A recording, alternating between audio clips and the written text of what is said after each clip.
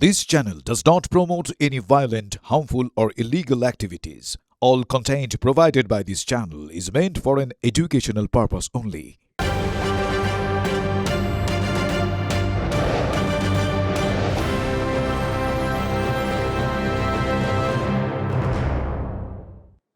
নমস্কার, দেখছেন টিভি9 বাংলা। শুরু করছি সন্ধ্যে সুপার প্রাইম টাইম। আপনাদের সঙ্গে রয়েছি আমি তন্নিষ্ঠা, আমার সঙ্গে রয়েছে শর্মিষ্ঠা এবং শুভজিৎ।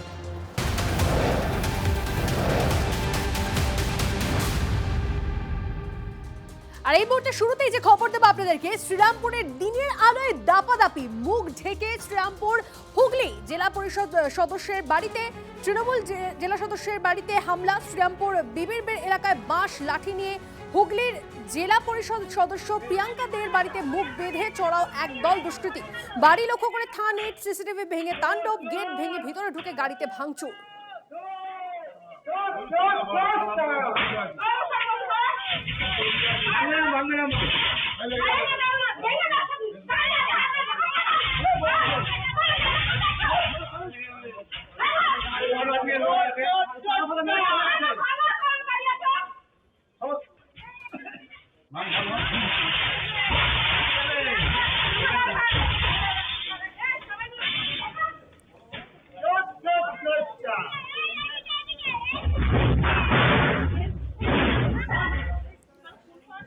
ছবি দেখছেন আপনারা, শ্রীরামপুরের দিনের আলোয় দুষ্কৃতীদের দাপাদাপি। আশিক আমাদের প্রতিনিধি আমাদের সঙ্গে রয়েছে। আশিক, এই ঘটনা এখনো অবধি কাউকে কি গ্রেফতার করা হয়েছে, কিছু জানা যাচ্ছে?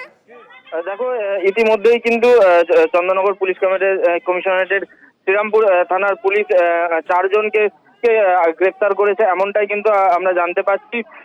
যেটা আমরা সিসিটিভি ফুটেজে দেখতে পাচ্ছি যে ওই যে তৃণমূল নেত্রী জেলা পরিষদের সদস্য প্রিয়াঙ্কা দে, তার বাড়িতে যে হামলা হয়েছে সেই ঘটনায় কিন্তু চন্দননগর পুলিশ কমিশনারেটের আধিকারিক সূত্রে যেটা জানা যাচ্ছে, 4 জনকে ইতিমধ্যেই তারা প্রথমে আটক করেছিল এবং তারপরে তারা গ্রেফতার করে।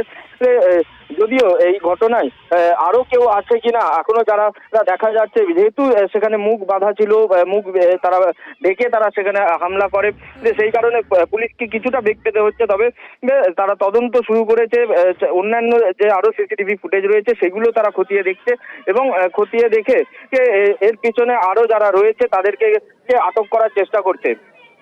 বেশ, নজর রাখা আশিক। আপাতত ধন্যবাদ। আরো একবার আপনাদেরকে জানিয়ে রাখি, হুগলি জেলা পরিষদের সদস্য, তার বাড়িতে দিন দুপুরেই হামলা।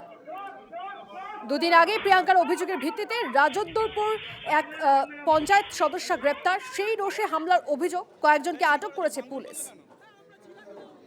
দেখা যাচ্ছে সিসিটিভিতে ভাঙচুর করলে কেন? ভাঙচুর করলে কেন? সিসিটিভিতে দেখা যাচ্ছে ভাঙচুর করলে কেন? সিসিটিভি ফুটেজে তো দেখলে আমাদের ছবিটা দেখতে পারবে। বিনা কারণে আমাদেরকে নিয়ে যাচ্ছে, আমরা কিছু জানি না, বিনা কারণে নিয়ে যাচ্ছে। কি করতে গেছিল ওখানে? যদি প্রমাণ না থাকে ছেড়ে দেবো। হ্যাঁ, চলুন তাহলে প্রমাণ করান। তো দাঁড়াও, তুমি অত এখানে রাস্তা দাঁড়িয়ে এত হচ্ছে কেন? আমি কোথায় কি হচ্ছে? চলুন, উত্তেজিত হবে না। আমি পালাবো না। ঠিক আছে, তোকে পালাতে দেবো না। পালাবো না। না, আমি তোকে ছাড়তে পারবো না।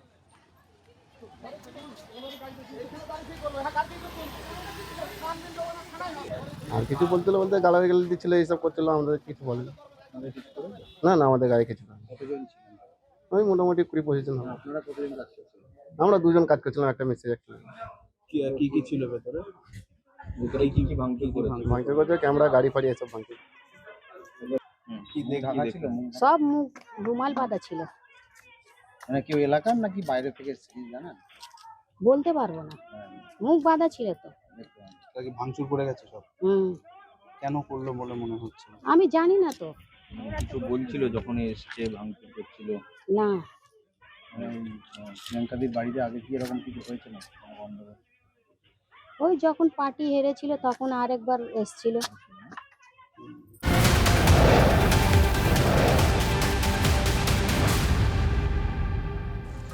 শাসনের বাড়িতে ঢুকে নাবালিকাকে ধর্ষণ করা হয় অভিযোগ এমনটাই। বারাসত হাসপাতালে সেই নাবালিকা ভর্তি রয়েছে বলে জানতে পারা যাচ্ছে।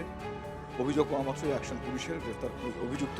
এদিকে নাবালিকার পরিবারের সঙ্গে বিজেপি কর্মীদের দেখা করতে দেওয়া হয়নি বলে অভিযোগ।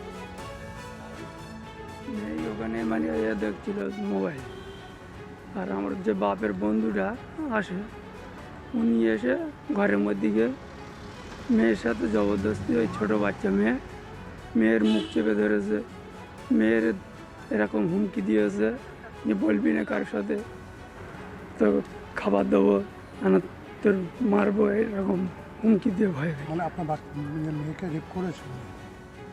না পুরো এ করতে পারিনি, কিন্তু জবরদস্তি করেছিল। মানে শিলধানি করেছে? হ্যাঁ। একটি ছোট্ট বাচ্চা যে এখনো পৃথিবীর কিছুই দেখেনি, তার সঙ্গে জঘন্যতম অপরাধ করেছে এবং আমরা চাইছি যে সেই অপরাধীকে দৃষ্টান্তমূলক থেকে দৃষ্টান্তমূলক সাজা দেওয়া হোক।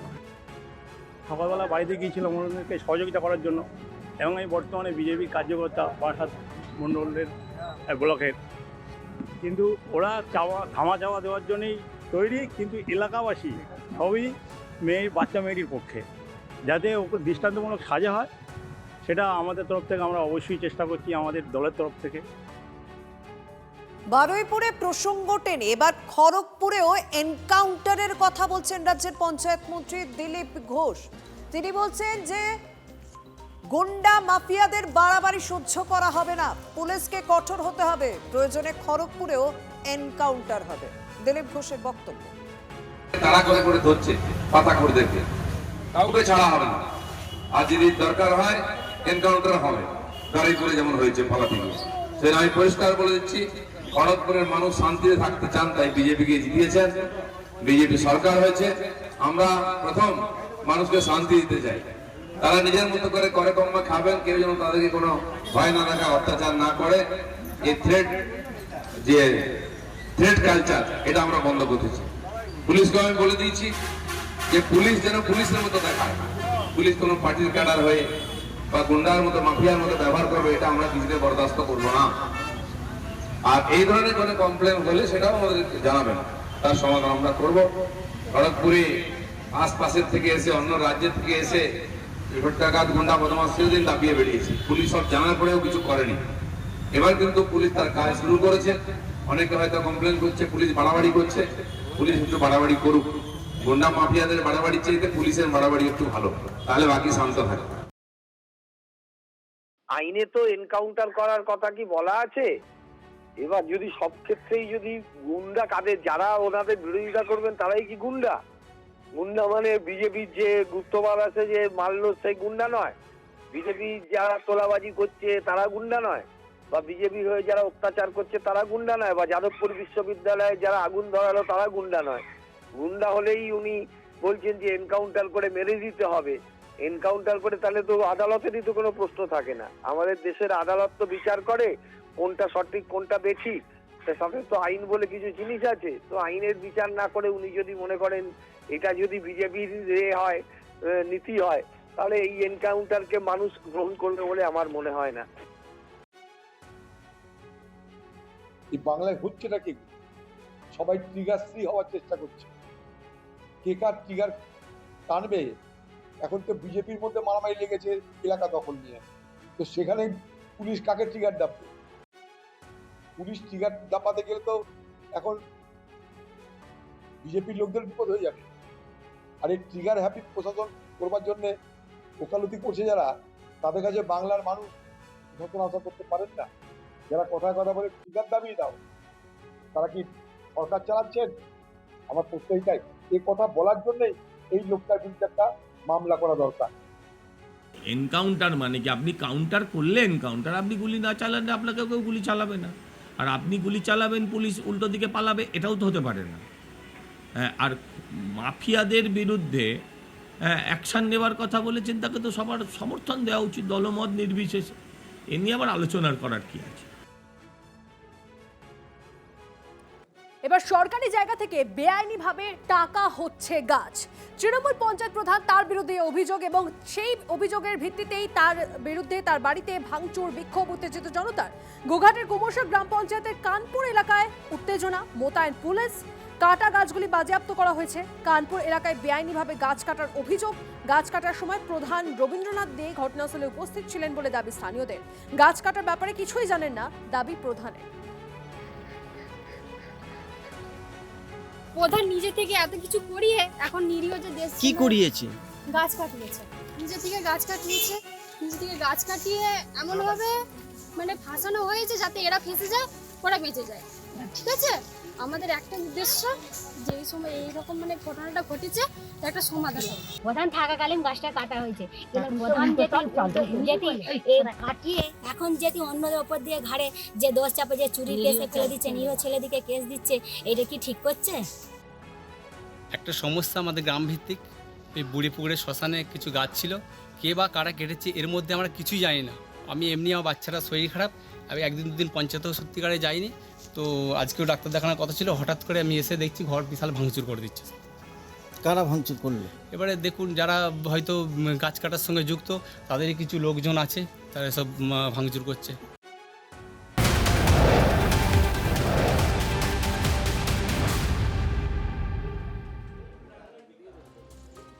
শ্যামপুকুরে ফ্ল্যাটের টোপ দিয়ে বাড়ি হাতানোর অভিযোগ অতীন ঘোষের মেয়ের বিরুদ্ধে। এক্ষেত্রে এক প্রমোটারের দিকেও কিন্তু অভিযোগের আঙুল উঠেছে। শ্যামপুকুর থানায় অভিযোগ দায়ের করা হয়েছে।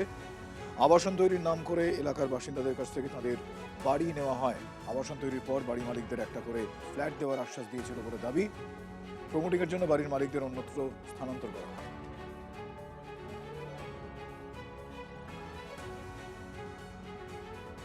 ছিল সোমনাথ কুণ্ডু আর প্রিয়দশমী ঘোষ। হ্যাঁ, আমাদের এতে ওনারই নাম আছে।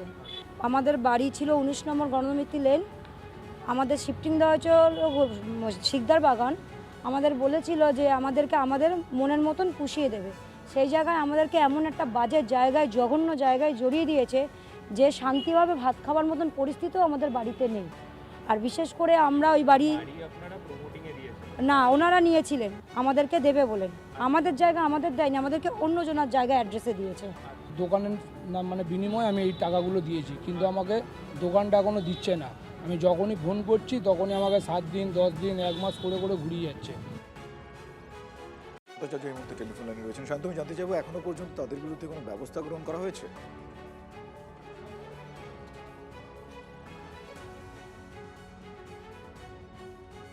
শান্ত, এখনো পর্যন্ত তাদের বিরুদ্ধে কোনো ব্যবস্থা করা গিয়েছে?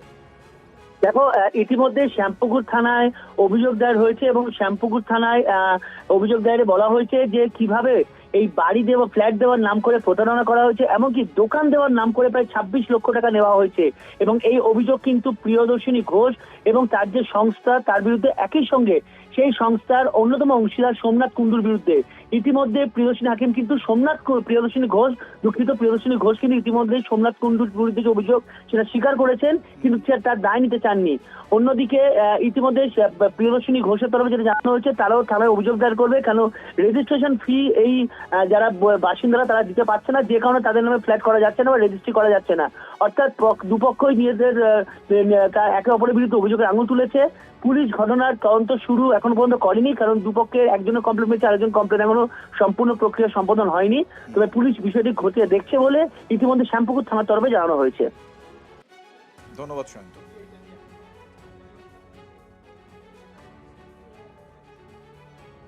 আমি কোনো ভুল করিনি, আমাকে আমার কাছ থেকে ক্যাশ পয়সা হাতিয়ে নেওয়ার জন্য আমাকে থ্রেট করে, আমার নামে আমাকে কোয়ারশন করে, আমাকে নানান রকম ভাবে এলাকার চ্যাংড়া ছোড়াদের দিয়ে আমাকে এই মেসেজ পাঠানো হচ্ছে যে আমাকে ঘেরাও করা হবে আর আমার নামে কেস করা হবে আর মিডিয়ায় গিয়ে উল্টোপাল্টা কথা বলা হবে, টাকাটা দিয়ে দিন।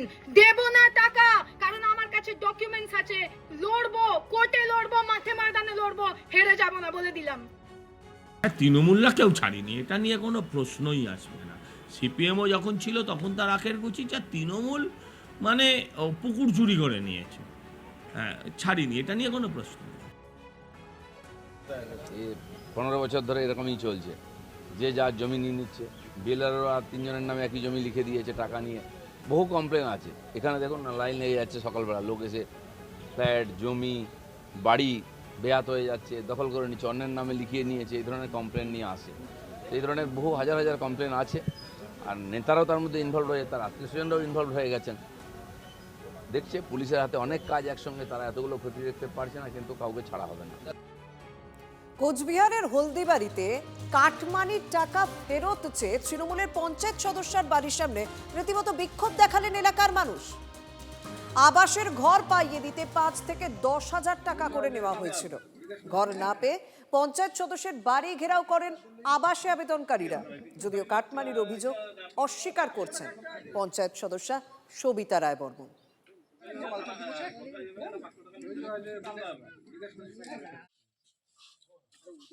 এখানে প্রতিবেশী আমাদের কাছে পয়সা নিয়েছে তো ঘরের। কত টাকা নিয়েছিল? 5,000 টাকা দিয়েছি। কত নিয়েছিল? আমার কাছে 10,000 আছে। 10,000? কতদিন আগে নিয়েছিল? ঘর পাওয়ার পর 8,000, তার আগে 2,000। কতদিন হইল টাকা নেওয়ার? ঘরের যখন মাস দিয়ে পঞ্চায়েতের কাছে আসি, ঘর পাইছে ওই টাকা ঘরের জন্য। কত নিয়েছিল? এই যে আমার কাছে নিচ্ছে 6,000 টাকা। এখন কিসের জন্য আসছে? ওই টাকার জন্য আসছে, দুর্নীতি করছে তার জন্য। আমাকে কেউ টাকা দেয়নি। যদি টাকা দিয়ে থাকতো তাহলে আজকে 4 মাস পরে ওরা কেন আসছে? আগে আসতে পারে নাই? ওরা এটা পরিকল্পিতভাবে আমাকে ফাঁসানোর জন্য আসছে। আমার এটুকুনেই বলার, আর কিছু বলতে পারবো না।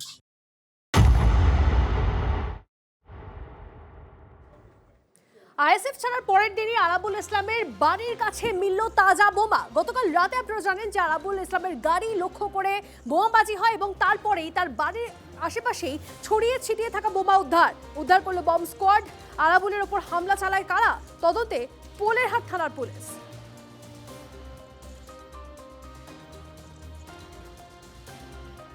উড়িয়াপাড়ায় যেখানে আরাবুল ইসলামকে তার ওপর প্রাণঘাতী হামলা চালানো হয়েছিল, সেখান থেকে এই মুহূর্তে বম্ব স্কোয়াড উদ্ধার করলো 3টে তাজা বোমা। এই মুহূর্তে গাড়িতে তোলা হচ্ছে সেই মুহূর্তের ছবি। বম্ব স্কোয়াড আসে আজ সকালবেলায় এবং পাড়া প্রতিবেশীদের নজরে প্রথম আসে এই বিষয়টা। তারপরে খবর দেওয়া হয় পোলেরহাট থানার পুলিশকে। এই মুহূর্তে আমরা দেখতে পাচ্ছি একেবারে বম্ব স্কোয়াড এসে 3টে বোমা পাশের যে জঙ্গল সেখান থেকে উদ্ধার করলো এবং খুব সাবধানতার সঙ্গে গাড়িতে তোলা হচ্ছে। যে পুলিশ ভ্যান রয়েছে সেই ভ্যানে তোলা হচ্ছে। পোলেরহাট থানার পুলিশ এই মুহূর্তে খতিয়ে দেখছে গোটা বিষয়টা, কে বা কারা রেখে গেল। এবং এই মুহূর্তে আমরা দেখাই গোটা এরিয়া কিন্তু এই মুহূর্তে অত্যন্ত সতর্কতাভাবে গোটা ঘিরে রাখা হয়েছে। কিছুক্ষণ আগে পর্যন্ত কিন্তু এইখানে গাড়ি যাতায়াত করতে দেওয়া হচ্ছিল না, যেহেতু বোমা উদ্ধার হচ্ছিল। কিন্তু এখনো পর্যন্ত স্পষ্ট নয় কি কারণে বা কারা এই বোমা রেখে গেল। আইএসএফ দল ত্যাগ করার পরে আরাবুল ইসলামের ওপর যেভাবে হামলা চলে, সেই ঘটনার রেশ কাটতে না কাটতে আরাবুলের বাড়ি থেকে একেবারে 1 কিলোমিটারের মধ্যে বলা ভালো ঢিলছড়া দূরত্বে উদ্ধার হয়েছে আজ সকালবেলা 3টে তাজা বোমা। এই ঘটনায় রাজনৈতিক পারদ চড়ছে। গোটা বিষয় আরাবুল ইসলামের ছেলে হাকিমুল ইসলাম তিনি অভিযোগ করেছেন ঘটনার দিন তার বাবা অর্থাৎ আরাবুলের ওপর যারা হামলার চেষ্টা চালিয়েছিল তারাই আজকে এই বোমা মজুত করেছে। খতিয়ে দেখছে পোলেরহাট থানার পুলিশ। ভিডিও জার্নালিস্ট দেবব্রতর সঙ্গে ইন্দ্রিলা, TV9 বাংলা, ভাঙড়। আইএসএফ ছেড়ে নওশাদ সিদ্দিকীকে তীব্র আক্রমণ করেছেন আরাবুল ইসলাম। TV9 বাংলায় বিস্ফোরক মন্তব্য করেছেন তিনি। কি বলেছেন তিনি শুনুন। ভাবলে অবাক হবেন, প্রতিটা ক্ষেত্রে আইএসএফের নেতৃত্বরা আমাকে হেয় করার চেষ্টা করে। শুধু হেয় নয়, বিভিন্ন রকম আমার এখানকার এইসব ছেলেরা আছে, প্রচুর ছেলে আমার ভাঙড়ে, তাদের বলে তোরা ক্যানিংয়ে যে আরাবুল ক্যানিংয়ে দাঁড়িয়েছিল, ক্যানিংয়ে লড়াই করে। এরম ধরনের বারবার ছেলেদের সাথে প্রায় গণ্ডগোল বাঁধতে যায়, তারপরেও হয়নি।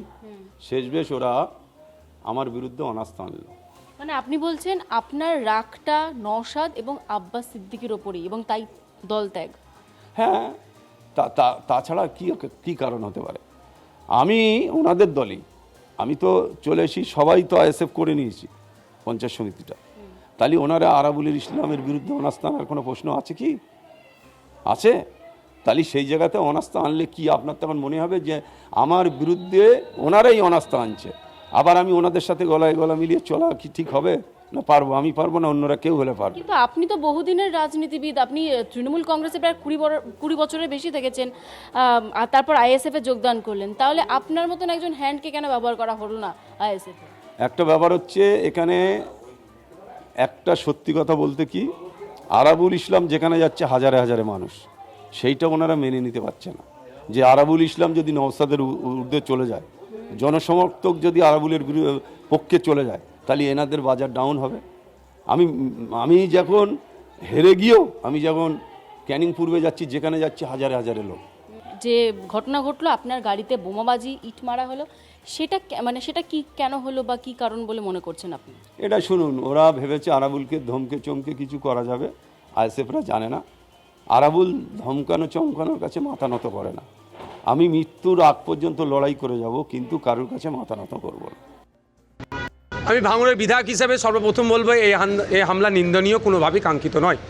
তবে স্বাভাবিক নিয়মে একদিন আগে দল ছেড়েছে, আইএসএফের নামে দোষ দেবে, এটা স্বাভাবিক নিয়ম।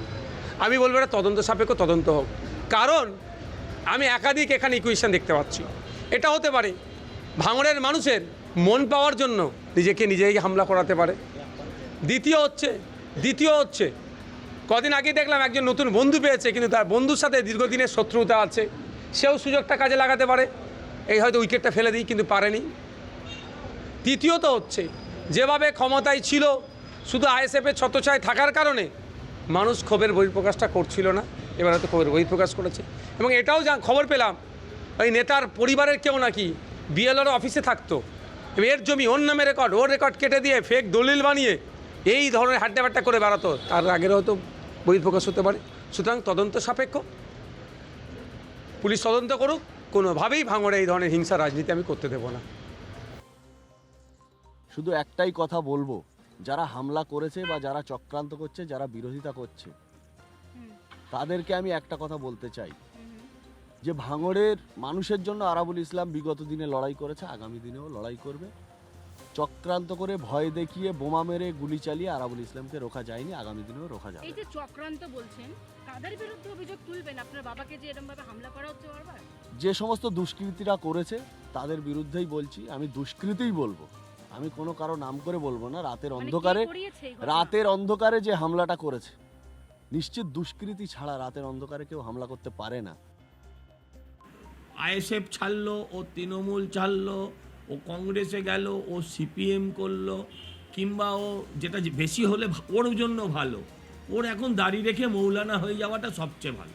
আরাবুল আর শওকত মোল্লা মিলে এদের দুজনের গাড়িতে অন্তত 20 বার অ্যাটাক হয়েছে, আর এদের কারোর গায়ে এতটুকু আঁচড়ও লাগেনি। এই অদ্ভুত ঈশ্বরের আশীর্বাদ আর কেউ পেল না কেন, এটাই ভাবে। বাংলায় এসে শুভেন্দু অধিকারী সরকারের প্রশংসা করলেন রাজনাথ সিং। রাজ্যে সরকার বদলের পর বাংলায় সবকিছু শুভ হচ্ছে। আগে বাংলা থেকে শিল্প চলে যেত, এখন আসছে। শুভেন্দু অধিকারীর নেতৃত্বে সবটাই বদলের বাংলা। সীমান্তে কাঁটা তার বসাতে জমি দেওয়ার জন্যও শুভেন্দু অধিকারী সরকারকে ধন্যবাদ জানিয়েছেন প্রতিরক্ষা মন্ত্রী। और साथियों, आज का दिन इसलिए भी विशेष है क्योंकि जहां कभी उद्योगों के लगातार वेस्ट बंगाल में बंद होने की खबरें आती थी, वहां आज नए उद्योगों के विस्तार की खबरें बराबर आ रही हैं। यही बदलाव बंगाल और बदलते हुए भारत की तस्वीर है। और वेस्ट बंगाल के वेरी डायनामिक चीफ मिनिस्टर, सुअर चीफ मिनिस्टर शुभेंदु अधिकारी जी के आने के बाद बंगाल में सब शुभ ही हो रहा है। और इसके लिए भी शुभेंदु अधिकारी जी, मैं आपको अपनी तरफ से हार्दिक बधाई देता हूं। 106 डेज के भीतर अपने कहे के अनुसार शुभेंदु जी की सरकार ने बॉर्डर सिक्योरिटी के लिए वो काम तो 45 डेज में ही कर दिया था। बॉर्डर सिक्योरिटी के लिए 1100 एकड़ भूमि इन्होंने उपलब्ध कराई। ये कोई छोटी बात नहीं है। इसके लिए यहाँ की डबल इंजन की सरकार और यहाँ के मुख्यमंत्री श्री शुभेंदु अधिकारी जी को मैं अपनी तरफ से हार्दिक बधाई देता हूं।